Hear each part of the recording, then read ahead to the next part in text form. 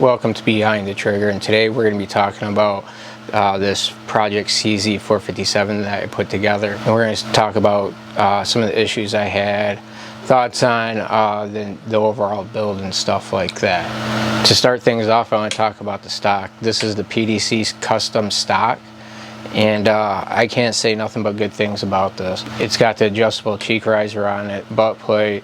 It's got the toolless adjustments. This thing was worth every penny. It feels good riding the bag or off the bipod. This thing is absolutely worth it. So definitely a good buy for this, and it fits this build perfectly, whether I'm shooting off the bipod or front bag with a plate on it. I originally put a Yo Dave overpower striker spring in the bolt. I did take that out just because I couldn't get the trigger pull weight down to where I wanted it. Timney trigger, straightforward, very easy to install. Thing operates really nicely. The next thing I'm going to talk about is this right here, the Lothar Walther barrel. Now originally when I put it in the gun, when I had the factory synthetic stock, it shot really well. The problem was there's a lot of flex in the stock. I did eventually take the barrel out and I put the 17 HMR barrel back in it that came with this, and when I took and switched back to the Lothar Walther barrel, the accuracy just completely fell off. Why that happened, I have no idea. I've been diagnosed the problem. I think I have it figured out. Another issue I had with this barrel is that it was shaving rounds. Every time I used a magazine, it's so tight, the chamber is so tight that I'd actually shave the round of the bullet.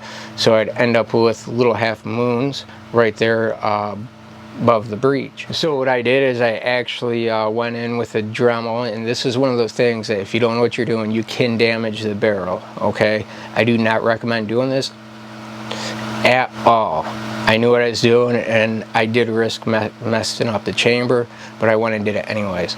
So I just went in and cleaned up the very edges of that barrel in the chamber area. There was a sharp edge there all the way around it. I cleaned that up with some Cretex rubberized polishing wheels. I'm not going to go into that because, like I said, you can damage your rifle if you're not careful. But I did have to break the edge around that chamber. Once I did that, I had this out to the range today, and I did not shave any bullets. So that's one of the issues with this barrel that I did solve. So I can actually run my magazines versus a one-shot follower. I also, before I took it out to the range today, and I don't have any footage of that, just because I'm still trying to fine-tune this, and there's still a couple of issues that I'm working out with it just to get it right where I want it. There are a few things that can affect accuracy on the 457. Everybody knows about the action screws and messing around with the torque with the action screws and stuff like that to try to get every ounce of accuracy out of it as you can.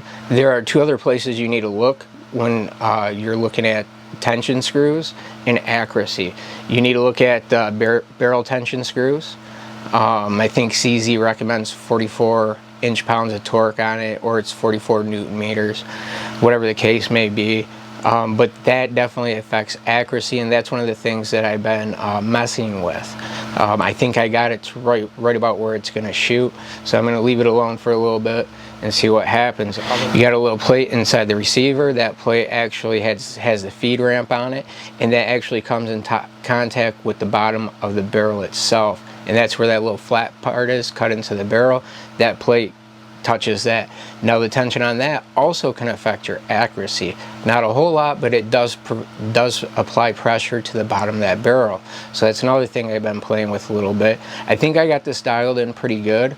Like I said, I'm gonna mess with it a little bit more. I am going to be pulling this Weaver T36 scope off, and I am going to put a Citron scope on it, and that's going to be one of their fixed 36 powers.